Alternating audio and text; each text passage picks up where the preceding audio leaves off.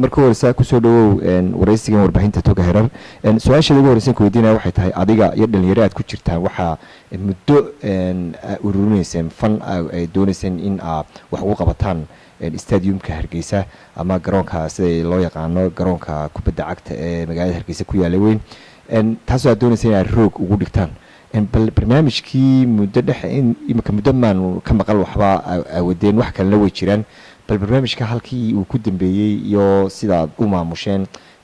bal arrin horta bal faahfaahin nooga sii bismillaahir rahmaanir rahiim cabdi wahaab toga herer marka hore aad baan ku salaamayaa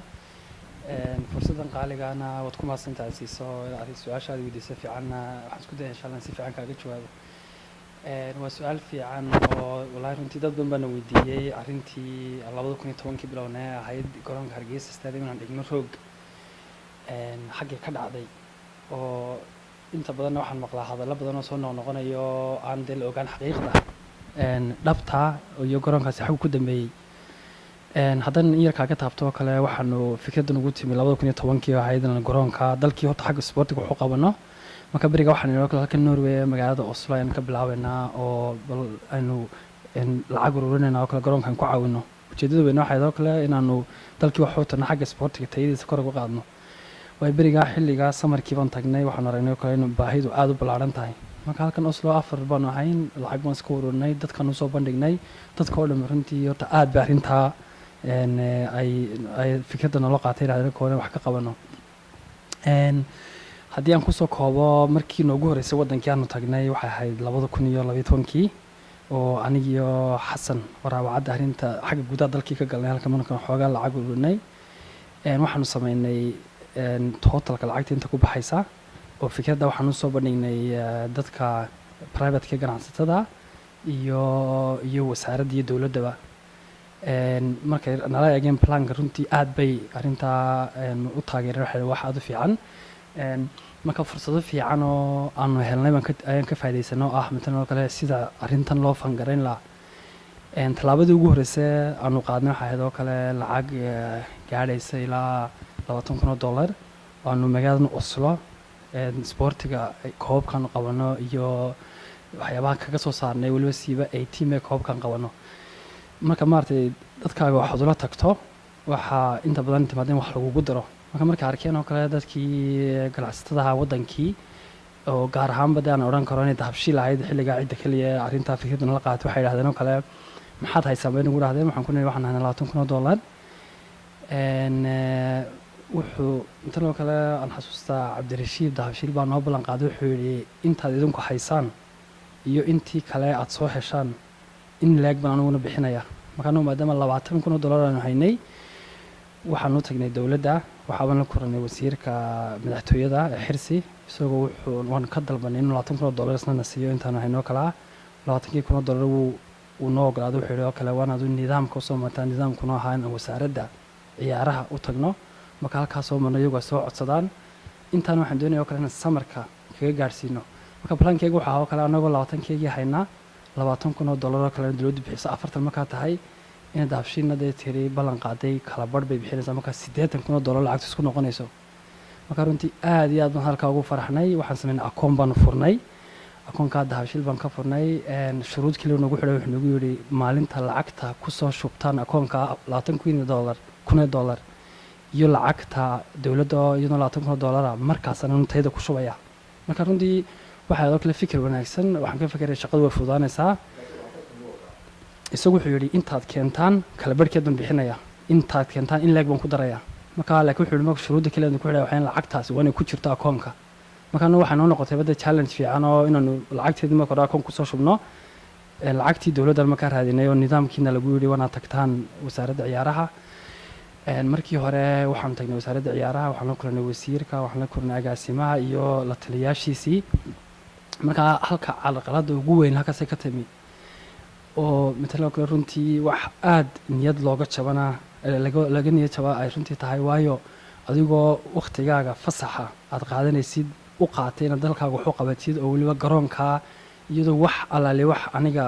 dano igu jirta aanay jirin iyo dadkii kale la shaqeynayay inta wasaaraddu tagno ay hawshii midna kale noo dadajin waayeen marka iyaga ayaanu ka dareenay carqalad in nidaamkii loo mareeyay lacagta ay naga hor istaagaan oo aanay qarsanba waxay arrintaas ku dambeysay markaas samarkii inaan kasoo dhoofay somalilan anigoon dhammayn oo sidiina dee dabcan dahabshiil noogu noqon oo aan lacagtii weydiisan waayo isag shuruuddii ugu xidhayba man buuxin marka inta badan hadallo badan baan maqlay oo kale dad odhanaya dee danbay ka lahaayeen ama waxyaaba gaaray wata waayo marka wasaaradda ciyaaraha tagna waxaan ku niri shuruud keliya maanu ku xidhaynaa waxba idinkama baahnin anuu dalkan kumama noolin oo nuurobaan ka nimi laakiin waxaan rabnaa dalka inaanu garoonka qaranka u dhisno wax halaale waxaan ka rabnaana ma jirto marka anu waxaan su-aashan isweydiiyey waxaweyaan oo kale weli alaanka garoonkii sidii aanu kaga nimi maanta imika 5 sano bay laga soo wareegay 2015 baa la marayaa sidii cidina waxba aanay ka qaban ayaa wax laga xumaadaa oo weliba anu waxaan aada uga xumahay dadkii sidaa matalan oo kale carqaladaha keenay inay weli dhalinyaradii somalilan mustaqbal ka filanayaan marka anu waxaan u sheegi lahaa oo kale waa inaad fahantaan dadka booskeediyiin ku jira weliba wasaaradda ciyaarana ahayn dad taya leh oo sportiga fahmaya oo dadka raba inay danta qaranka ka shaqeeya iyagoon wax mushaara ka rabin ama dan ku lahayn inay oo kale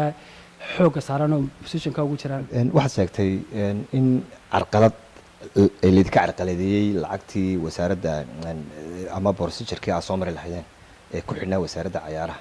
bal carqaladda xitaa waxaa kaloo la sheegaya ama maqlayaa in bid lasoo dhigay oo layidhi contract baa la bixinaya waxaankaas bal halkaa faahfaahin si faahfaahsan bal maxaad noogu sheegay si ay daawadayaashu ay bal inoola wadaagaan fiican horta sidaa aan kuu sheegay weeyaanoo maadaama anaga lanagu yidhi lacagta waana soo marta nidaamka dabcan marka wasaaraddii u tagnay annaga samarkii oo dhan 2 bilooda bishii juun iyo bishii julaay oo dhan baanu wiig aanu ka sugano lahayn waa inaad warqad noo seexdaan lacagtan akoonka lagu soo weliba waxaan haystaa cabdi oo inaan ku nidhi wasaaradda weli wasiirku dee lambarwan ka yahay akoonka lacagta lagu shubo waa lacag dhexdhexaada noqonaysa lagu wada qoran yahay waxaa ku qoran gruubkayga norway ka nime shaqada qabanaya idinkoo wasaaraddiiba maamulaya dahabshiiloosna lacagta kala barhskilana wuu maamulaya marka mintano kale se meesha uga baxdaba inay cid keliya lacagtii control ka qabato marka anuu su-aashan isweydiiyo iyo waxa weliba aada uga suuxmay waxa weyaan dadka horumarkii waddankaba ka hortaagin dadka wax volunteer loogu qabtay inay weli meeshii joogaan mama garanaysa dhalinyarada somaliland ugu dul qaadan karto inay dadkaasi maanta hayaan xilka aadna runtii waan uga xumay oo dowladda waxaan kula soo talin lahaa in oo kale dad aqoon u leh wasaaradda ciyaaraha oo dhalinyarada baahidoodii fahmaya oo horumarin gaaraya gaarsiinaya wasaaradda ciyaaraha inay oo kale gacanta ku hayaan maamulkeeda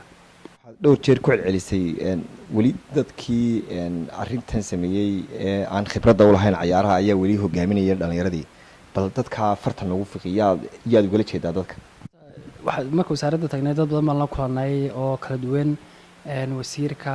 ciyaaraha oo iyo agaasimaha marka agaasimaha nin Mustafa Leelano agaasime ka yahay wasiirka ciyaarahana dee waa kan imika weli maamulka haya marka haddan shakhsi ahaan ka warramay iyaga si fiican oo ixtiraam leh ayay noola kulmay laakiin tan ka dareemay waxaweyaan oo kale maaha dad u qalma positionkiiba fahmaya sportiga wuxuu yahay iyo sida sportiga loo horumarin lahaa marka anigu runtii anigoon iyaga weydiin sababta ay arrintan noola fahmi waayeen ayaan arkayaba oo ay toos noogu muuqatay inaan waxa fahansaneenba waa maxay seebaa ciyaaraha lagu horumarin karaa sideebaa looga faa'iidaysan karaa dadkaaga wadaninimada raba ee raba inay wax kuu qabtaan marka anu taasan odhan karaa oo kale inay koob ka tahay inaanay aqoon iyo tayo ku filan u lahayn inay maamulaan su-aashii aad weydiisay baa muhiima in meesha ku jirto ah inaad tiriyo dad baa jira contract lagu bixina hadalkaa waan maqlay weliba annaga hadallaadna soo gaadhin laleeyahay waxaad la tartamaysaan dad iyagu si privata garoonka u dhisaya oo markaa noqonaysaan iyaga la tartama markaa lacabdi adigu waa isweydiin kartaa su-aasha ah adigoo wax halaaliya wax shuruuda ku xidhayn oo intaad garoonka dhisto shuruud la-aan hadhowto wasaaraddu iyadoo ay helayso matalan oo kale wixii faa'iide ka soo baxa oo aan anagu shaqaba ku yeelana dee ka tegayna marka garoonka la dhigo in lagugu idhaahdo nin yidhi waan ka ganacsanayaayo intaan garoonka dhisama hadhowto percentage ku yeelanaya aad la tartantid taasoo kaleba hadaladii markii dambe aanu soo dhoofnay aanu maqlayno in lala soo xidhiona lagu yidhi qolaa la tartamaysaa marka mama garanaya waxaan anagu ula tartamayno nin isagu business maana anuguna aanu u shaqaynayno iskaa wax u qabso anigu cidna looma sheegin laakiin dee in badan baan maqlay oo kale qof baa garoonka isagu lacagtiisa ku dhisaya maxaa waxaan maqlay dad baa jira imika in hadallana soo gaari leeyahay miisaaniyadda ayaa imika la gelinaya oo haddana qof baa ayaa mas-uul ka noqonaya marka anagu maba taalo meesha inaanu la tartano marka sidaa awgeed baad odhan kartaa oo kale dee annaga hawshii aanu qabanay halkaasay kusoo xidhantay. wasiirka in aad toos ula kulanteen ayaad sheegtay oo hadalkaaga ku maxay ku cadaysay in wasiirka ma kala hadasheen in lacagtan aa haysaan oo lacagna dee aan isaga lacag looga baahnayna dowladda lacag looga baahan yahay oo dabeedna kadibna dahabshiil intaa in leeg uu ku daraayo se muxuu idinku jawaabay jawaab arrintaa ma idinka sii su'aal fiican sidaa adigaba iminkaan kugu sharaxay oo dee aan madow ku jirin aan u sharaxay oo marka hore aan ku yidhi weliba waxaan samaynay tallaabada waan kala horaysiinay marka waxaan soo dhammaynay shaqada inta annaga xagga iyaga oo ah inaan lacagteeda akoonka ku hubsanno intaan dahabshiil 2 jeer la kulannay buu noo ballan qaaday uu yidhi haddaad keentaan intaa in leeg baan una ku daraya oo iyadoo waxa matalan kale madow ku jiro laakiin wax hadaaliya wax sababa uu noogu sheegay uu ku diidan yahay ama wuxuu waxaan dareemayay marka dambeeyay inuu waqtiga naga luminayo marka taasina markii dambena xaqiiqda noqotay anu waxaan ka soo dhoofnay meesha anagu wax halaale waxaan isku ognay aan jirin. sacad lacagta waa urursan $2,000 baad sheegtay inaa urursan haddii ay arrintii ka suurtageli weyday garoonka Hargeysa markii hore ugu tala gashay inaa ka urursan ma isku daday inaa meel kale maxay deela garoomadu way badan yihiin dalku inaa meel kale aad budget kan gelisaan oo haddana aad u bandhigtaan mar hadduu kan idin hor istaagay mid kale kaasaan ku dhisanaayay bal dee noogu dar budgetkii loogu tala galay arrintaa ma isku daydeen markaan Oslo ku soo noqonay asnari okay garoonka Hargeysa waa tan dabcan idinku hor taagan yahay bal fikradda bedela oo ama burco kale ama booramo kale ama berbera meel kale u wareejiya haddii ay ciidiinta kale iska bixinayso marka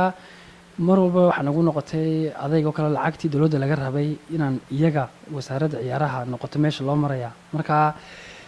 iyo talabaad oo ah maadaama lacagta dad badan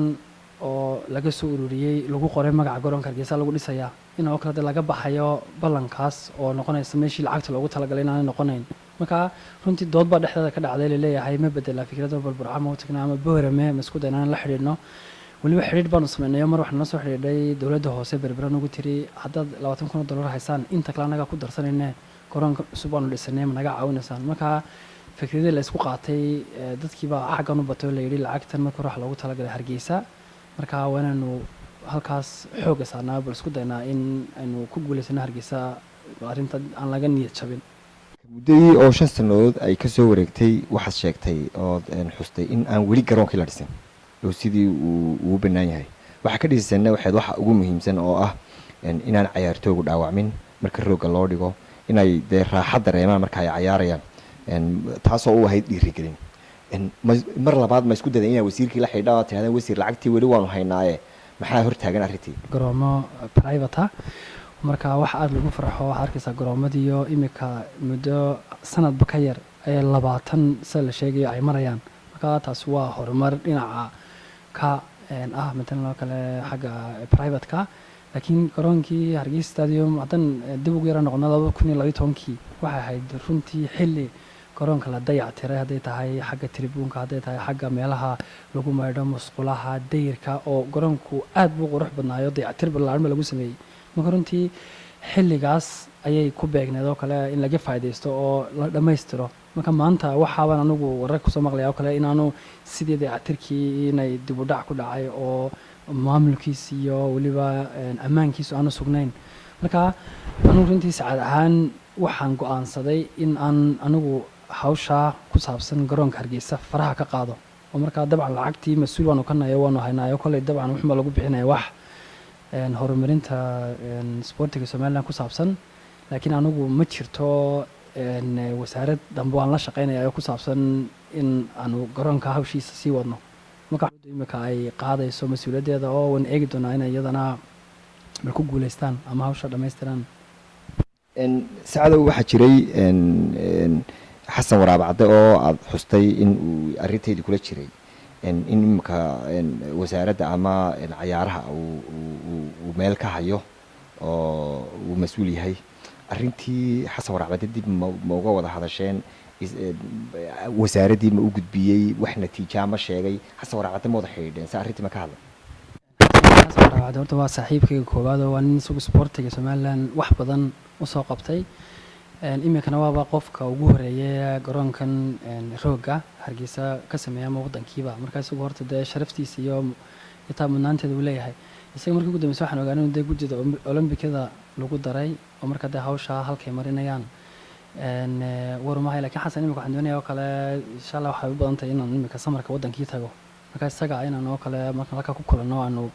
ka sheekaysano hawshii xaggu isagu marinayo wixii wasaaraddu bal ay ka odhanayso aan dib isugu noqono waxaan laba su-aalood ayaan ku weydiinaya midi waxa weeyaan maadaama oo dee lacagtii laga ururiyey dadkiina ay sugayaan wixii looga ururiyey ay suurtagal noqon weyday sidee ayaa ugu dhow ama ugu macquulsan ee aad dadkii uga dhaadhicin kartaan in wax kale lacagtan lagu qabto oo dee saan lacagtan u dhicin dee loo fuliyo si haddana loo helo ay dhiirigelin noqoto lacag kale loo helo aad maxaad wax ugu qabataan waxa weeyaan oo kale horta maadaama lacagtii aanu hayno oo ay u eegtayna dabcan tii garoonka imika inay jaaniskaasina dhaafay waayo weli alaanka waxaan doonaya oo kale in halkan ka caddeeyo dad badan baa na weydiiyey maxaa ku dhacay garoonka dhisayseen sideeba waxu dhaceen macaal wallaahi waxaan halkan ka caddeynayaa dahabshiil nimankii aanu la kulannay oo maamuluhu ugu sarreeya oo ka mid ahaa maanta ugu horeysa hadduu dad u maqlayo wax warcelin oo ku saabsan maxaa noogu soo noqon weydeen oo ku dhacay hawshii awadeen marka maantun baad fursad u haystaa oo kale anu sheegay inay hawshaasi istaagtay laakiin waa fikrad fiican oo mustaqbalkaan doonayna maadaama lacagtan ay tahay lacag dadka ka dhexaysa oo inta dadka mar laysugu yeedho fikrad marka hore laysa wada qaato inta maamulaysa fikrad laysa qaato tallaabada labaadna ay noqoto in dadka loo soo jeediyo hadhowna lagu hormariyo sportiga dalkii wataan aan u arko waxa ugu fiican ee lagu samayn karo su-aasheeda ugu dambeysa ee halkan aan kaa weydiinayaa waxay tahay waa fariin taasoo aad uga faa'iidaysanaysid videogan maanta warbaahinta togaher ay kaa qaadayso dhalinyaraad tahay kolley haddaad norway ku dhalan waxaa laga yaaba inaad adoo yar aad timood ku barbaartay runtii meeshaad ka fikiraysaana in badan oo ku barbaartay oo ku dhalatay dalkii ayaan ka fikirayn maxay tahay haddaba meeshii cidda aad fariinta u diraysaa waa xukuumadda iyo dhalinyarada labadaasaan ayaan doonaya halkan fariin uga mariso maxay tahay fariintaada xukuumadda maadaama aad leedahay wasaaradda baa nacarqaladaysay aad isku daygii labaadna aad tiri isku dayi maayo maxay tahay fariinta xukuumadda halkaad u marinaysaa iyo fariinta labaad oo ah maxad dhalinyaradii aad isboortiga jecleed ee dee dalkii joogtay weliba gaar ahaan caasimadoo ay u wadeen hawshan iyana maxaad fariin halkan u marinaysaa aad baan u salaamayaa dee dhammaan waddankii hadday dowladda tahay iyo hadday dhalinyaradiiba tahay midna dhalinyaradan soo jeedinayaa midna xagga dowladda marka hore haddaan dhalinyarada mid usoo jeediyo waxa weyaan oo kale waddankeena horta dabcan waa dhalinyaro majoritigiisii marka dhalinyaro waxaan usoo jeedinayaa anigu markaan arkay tayada iyo dadka jooga wasaaradda ciyaaraha oo aan tegey muddo adigu 2 bilood gaadhaysa ama wiig kasta tegi jiray man ku arag dad matalan oo kale tayo u leh ama aqoontii ku filnayd ee isboortiga haysta oo markaa waxaan odhan lahaa oo kale ha ka yeelina inay idinla joogaan dad maamulka idin hayaan dad aan wixii garanayn iminka waxaad aragtaan oo kale weli alaanka xagga kubadda cagta ma laha waddankeenu ma laha wareeg ma laha koobkan la qabanaya waa inta mar yar la qabto oo lagu kala dareerayo waxaa loo baahan yahay oo kale in la sameeyo shuruucihii isboortiga waxaa loo baahan yahay oo kale xiriiryadii in la sameeyo waxaa loo baahan yahay isboortigu inuu waddanka ku faafo aan hargeyso kale noqon markaan dhalinyarada tan usoo jeedinaya waxa weeyaan oo kale xagga kale way ka dhisayiin waa kuwa ururada fiican ee xoogga leh haysta xaggan isboortiga ha ka yeelina dad aan garanayn sportiga sida loo maamulaa inay idin hayaan xilalka ugu muhiimka taasi waa koow xagga dowladdana ta ugu muhiimsan ma soo jeedinaya oo ah anu waddankii markaan tegay waxaan kala kulmay oo kale in sida intaan u fakerayay sida wax loo maamulayo inaan shaqays ku lahayn oo matalan oo kale nin waliba booska uu ku jiro uu magac reer ku joogo marka aniga runtii waxaan aad uga soo horjeedo laakiin iyagu hadday taa doorteen waan ku ixtiraamaya wada iyaga doorashada leh laakiin tan xukuumadda soo jeedin waxa weeyaan kale dad wasaaradda ciyaaraha qofku qoladu doona ahaadee meelku doona ahaadee laakiin qof wixii garanaya waa ta ugu muhiimsan qofka isboortiga mas-uulka ka ama wasiirka ciyaaro waa inuu hada nin isboortigii garanaya hadduu qof positionkiis ka hayo aanu isboortigii garanayn dee dhibaataday leedahay marka waxaan odhan lahaa oo kale ama ciddaa doontaad kusoo doortaa ciddaa doontaa meeshaa gee laakiin waana noqdo qof aqoon u leh isboortigii weli alaankaan anu ma maqal wasaaradadii ka horeeyna saasoo kale wasiir nin isboorti ahaan jiray oo aqoon u leh ama ciyaartoy soo ahaan jiray ama khibrad badan u leh inuu wasaaradda hoggaankeeda ugu sarreeya u hayo